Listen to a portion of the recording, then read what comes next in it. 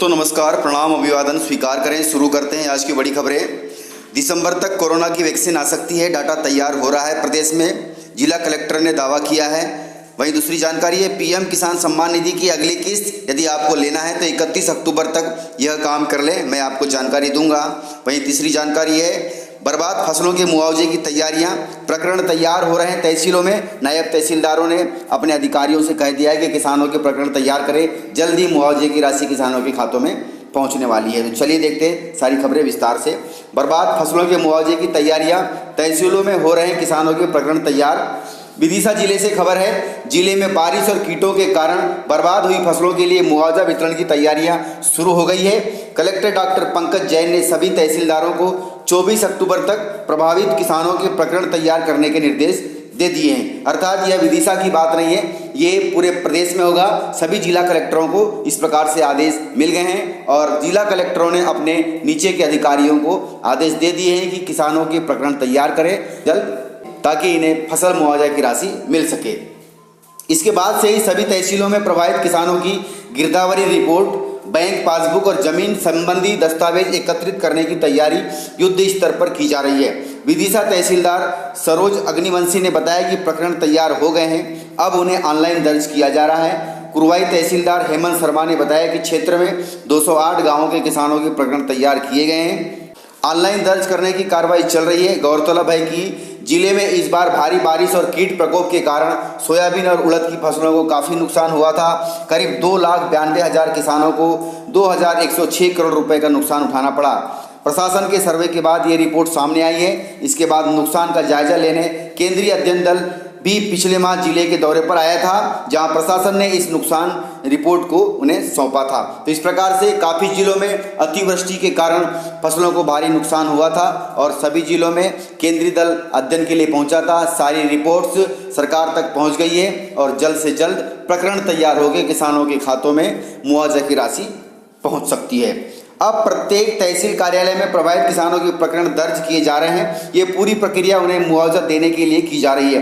हालांकि जिले को अभी मुआवजा राशि नहीं मिली है, लेकिन इस तैयारी से माना जा रहा है कि अब बर्बाद फसलों का मुआवजा किसानों को जल्द मिल सकेगा। तो अच्छी बात है, किसानों के लिए राहत भरी खबर है। अगली जानकारी है, दिसंबर तक आ सकती है कोरोना वैक्सीन, कर्मचारियों का डाटा तैयार करें। कलेक्टर साहब ने कर्मचारियों को आदेश दिया है। सागर कलेक्टर दीपक सिंह ने कोरोना समीक्षा बैठक के दौरान ग्रामीण क्षेत्रों में कोरोना टेस्ट व सैंपलिंग को बढ़ाने के निर्देश दिए हैं। उन्होंने कहा कि कोरोना संक्रमण से बचाव के उपायों के साथ साथ सैंपलिंग प्रतिशत बढ़ाने के कार्य में भी प्रगति लाई जाए।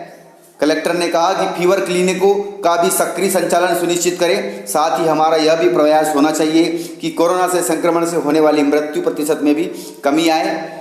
समीक्षा के दौरान उन्होंने बताया कि कोरोना की वैक्सीन संभवतः दिसंबर में आने की संभावना है, जिसके लिए संपूर्ण जिले का डाटा तैयार कराया जाएगा। इस हेतु जिले के ई दक्ष केंद्र में एक डेटा सेल गठित की जाएगी। उल्लेखनीय है कि जिले में कुल 58 शासकीय तथा करीब 286 निजी चिकित्सालय कार्यरत हैं। इस प्रकार करीब 344 चिकित्सालयों में हेल्थ केयर वर्कर्स का लगभग 10,700 का हमला अपनी सेवाएं दे रहा है। इन हेल्थ केयर वर्कर्स में doctor, paramedical staff, nurse, ward boy आदि सम्मिलित हैं। इन सभी को कोरोना वैक्सीन लगाई जाएगी।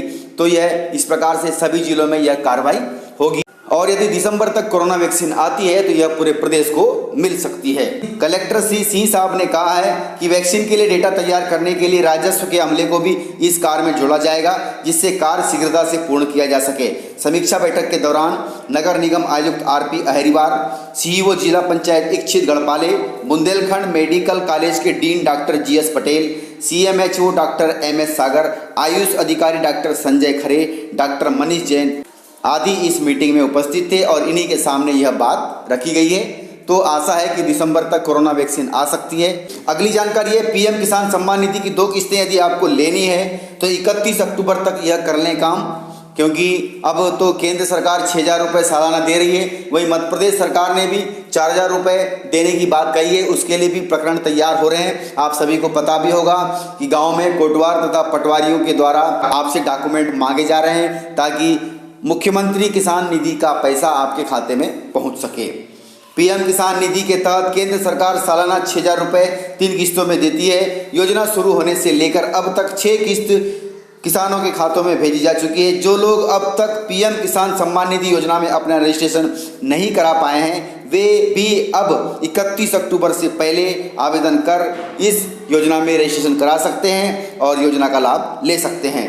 यदि उनका यह आवेदन स्वीकार हो जाता है तो नवंबर में आपको 2000 रुपये मिलेंगे, साथ ही दिसंबर में भी आपको दूसरी किस्त के रूप में 2000 रुपये मिल जाएंगे। तो अभी भी आपके पास समय है, 31 अक्टूबर तक आप इस योजना में रजिस्ट्रेशन करा लें। उसके लिए आप तो पीएम किसान की वेबसाइट pmkisan.nic.in पर भी जाकर के कर सकते हैं, या फिर अपने पटवारी से भी मिलकर इस योजना में रजिस्ट्रेशन करा सकते हैं, या फिर कंप्यूटर सेंटर या कियोस्क सेंटर या सीएससी सेंटर पर जाकर भी इस योजना में ऑनलाइन आवेदन कर सकते हैं। बता दें कि केंद्र सरकार साल में 3 बार इस स्कीम के तहत किसानों के खातों में 2-2 हज़ार रुपये ट्रांसफ़र करती है। अगर कोई नया किसान इससे जुड़ना चाहता है तो आपको भी इस स्कीम का लाभ मिलेगा। यानी अगर आपने 31 अक्टूबर से पहले पीएम किसान योजना में आवेदन कर लिया है तो अगस्त महीने वाली किस्त नवंबर में मिलेगी और दिसंबर की नई किस्त भी आपके खाते में आ जाएगी। पीएम किसान सम्मान निधि योजना का लाभ लेने वाले किसान को आधार कार्ड देना होगा। Aadhaar card, mobile number, bank passbook और आपकी ज़मीन की पावती, ये सारी डॉक्यूमेंट आपको लगेंगे। आपका बैंक अकाउंट आधार से लिंक होना जरूरी है और आपका आधार कार्ड तथा बैंक में जो नाम है वो सेम होना चाहिए, स्पेलिंग मिस्टेक नहीं होनी चाहिए। ज़्यादातर स्पेलिंग मिस्टेक के कारण ही कई किसानों को इस योजना का लाभ नहीं मिल पाया है, लेकिन अभी भी आपके पास समय है, इन सभी में सुधार कर लें। जनरली आप आधार कार्ड में सुधार कर सकते हैं, आधार कार्ड में सुधार करके योजना का लाभ ले सकते हैं। इस प्रकार से जानकारियां थी। यदि आपको जानकारियां पसंद आई हो तो वीडियो को लाइक जरूर करिएगा और इसी प्रकार की खबरें आप वेबसाइट पर भी देख सकते हैं। वीडियो को ज़्यादा से ज़्यादा शेयर करें। वीडियो यदि आपने पूरा देखा है तो उसके लिए बहुत बहुत धन्यवाद। तो मिलते हैं सर, आज के वीडियो में इतना ही। तो मिलते हैं सर अगले वीडियो के साथ, तब तक के लिए जय हिंद, जय भारत।